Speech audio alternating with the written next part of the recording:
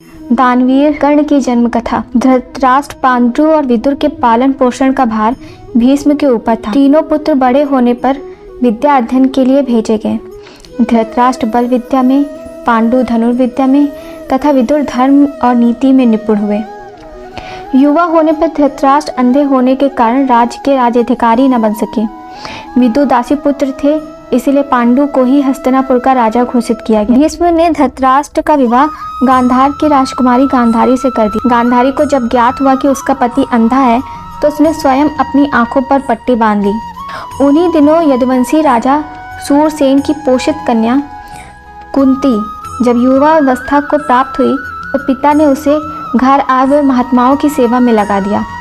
पिता के अतिथि गृह में जितने भी साधु महात्मा ऋषि मुनि आदि आते, कुंती उनकी सेवा मन लगा कर किया करती थी। एक बार वहां दुर्वासा ऋषि आ पहुँचे।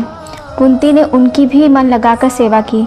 कुंती की सेवा से प्रसन्न होकर दुर्वासा ऋषि ने कहा, पुत्री, मैं तुम्हारी सेवा से अत्यंत प्रसन्न हूँ। अतः तुझे एक ऐसा मंत्र देता हूँ जिसके प्रयोग से तू जिस देवता का स्मरण करेगी वह तत्काल तेरे समक्ष प्रकट होकर तेरी मनोकामना पूर्ण करेगा। दुर्वासा ऋषि कुंती को मंत्र प्रदान करके चले गए।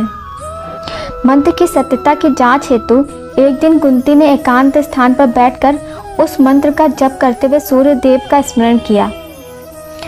उसी क्षण सूर्यदेव वहां प्रकट हुए और बोले, देवी, मुझे बताओ कि तुम मुझसे किस वस्तु की अभिलाषा करती हो। मैं तुम्हारी अभिलाषा अवश्य पूर्ण करूंगा। इस पर कुंती ने कहा, हे देव, मुझे आपसे किसी भी प्रकार की अभिलाषा नहीं है।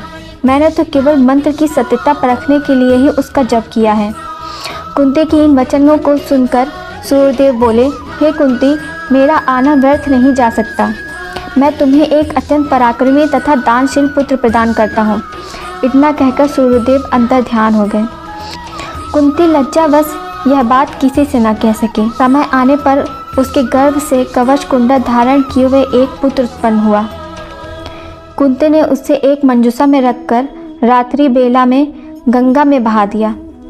वह बालक बहता हुआ उस स्थान पर पहुंचा जहां धृतराष्ट्र का सारथी अधिरथ अपने अश्व को गंगा नदी में जल पिला रहा था। उसकी दृष्टि कवच कुंडलधारी शिशु पर पड़ी।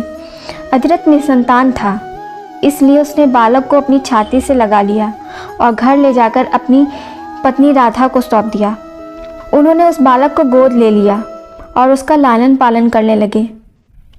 उस बालक के कान अति सुंदर थे, इसलिए उसका नाम कर्ण रखा गया।